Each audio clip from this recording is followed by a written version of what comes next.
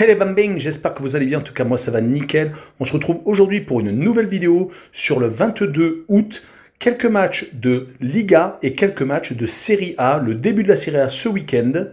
Ce sera la deuxième journée pour la Liga et la première journée pour la Serie A. En Liga, les matchs que j'ai analysés pour vous sont la Real Sociedad contre le Rayo Vallecano, l'Atlético de Madrid contre Elche, l'Levante contre le Real de Madrid. Et en Serie A, l'Udinese contre la Juventus de Turin, Bologne contre Salernitana, Rome contre la Fiorentina et Naples contre Venise.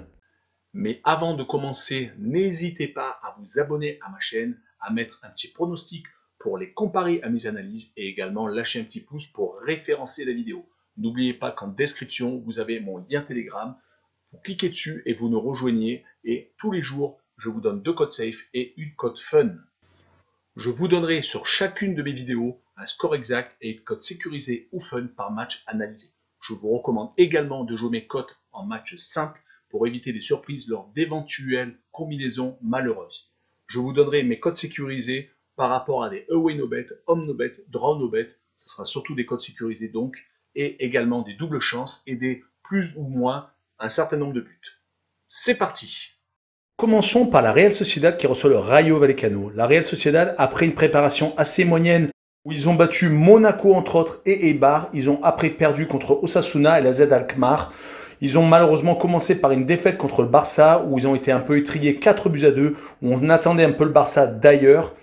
Le Rayo Vallecano de son côté a pris un 3-0 à Séville, assez moyen également sa préparation. C'est quand même une équipe qui a été finaliste des barrages pour monter en Liga. Ils ont battu de justesse Girone.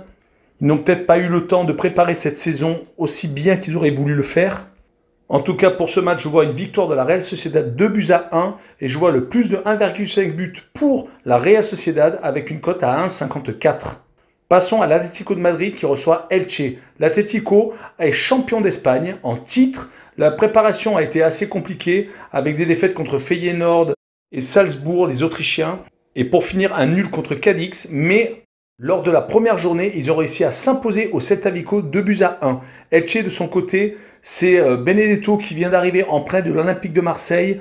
Ça va sans doute leur permettre d'avoir un atout offensif en plus. Lors de la première journée, ils ont fait 0-0 contre l'Athletic Bilbao. En préparation, ils avaient fait des matchs avec des équipes de leur niveau. Sur ce match-là, je vois une victoire 2-0 de l'Atlético de Madrid avec le moins de 2,5 buts sur le match, une cote à 1,83. Passons à Levante contre le Real de Madrid. Levante a battu en préparation Rennes 3-1, mais par contre a été défait par Southampton, Valence et Alaves. Donc c'est assez moyen. Par contre, ils ont quand même réussi à accrocher le match nul à Cadix à l'extérieur. C'est pas mal. Par contre, de l'autre côté, le Real de Madrid, après avoir perdu Sergio Ramos, mais avec toujours les mêmes cadres, dont une prolongation de contrat pour Benzema, ils ont réussi à s'imposer 4-1 à Alaves. Une très très bonne performance. S'ils arrivent à récupérer Mbappé, je pense que ça pourrait qu'améliorer déjà l'entente entre Benzema et, bien entendu, Mbappé. Leur préparation n'avait pas été vraiment marquante avec 2 petits matchs, un contre les Rangers, une défaite malheureusement, et un match nul contre Milan. Sur ce match-là, je vois le Real continuer sur sa lancée et s'imposer une fois de plus à l'extérieur, 2-1 cette fois-ci, contre les Levante donc, avec le plus de 0,5 but pour l'équipe à domicile, une cote à 1,38. Passons à l'Italie avec la première journée entre l'Udinese et la Juventus de Turin.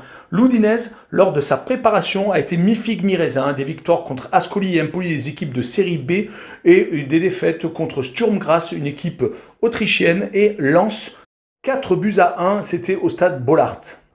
Au niveau des recrues, ils ont récupéré Samardzic et Silvestri. Ils ont perdu par contre De Paul pour 35 millions d'euros et Musso. De côté de la Juventus de Turin, le feuilleton de Ronaldo a un peu animé l'intersaison, mais pour l'instant, il est toujours bien présent.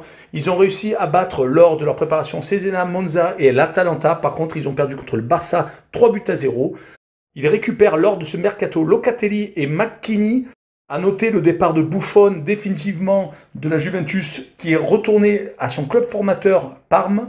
Sur ce match, je vois bien la Juventus ne pas lâcher le morceau et s'imposer 2-1 à l'extérieur à l'Udinese. Et je vois un but de Ronaldo comme cote sécurisée, une cote à 1,70. Continuons avec Bologne qui joue contre Salernitana, une équipe qui vient de monter de série B. Bologne a rencontré lors de ses préparations des petites équipes et a par contre perdu contre Dortmund et également au premier tour de la Coupe d'Italie contre Ternana qui vient de monter de série C à série B. Au niveau des recrues, Baro, Arnautovic et Soumaoro de Lille sont venus renforcer l'effectif de Bologne. Du côté de Salernitana, au niveau de la préparation, des victoires contre la Regina et contre Palerme, une défaite contre l'Aston Villa. Mais on ne doutera pas que Salernitana sera très motivé lors de cette saison de Série A. En tout cas, sur ce match-là, je vois une victoire de Bologne 2-1 et je vois Bologne marquer plus de 1,5 but sur le match et la cote à 1,71. Passons à la Roma contre la Fiorentina. Beaucoup de changements à la Roma avec l'avant-centre Dzeko qui est parti sous d'autres cieux. Abraham, l'attaquant de Chelsea, est venu le remplacer numériquement lors de la préparation. 6 victoires à noter contre Ternana, contre Debrecen, une équipe hongroise, et contre Casablanca, une équipe marocaine.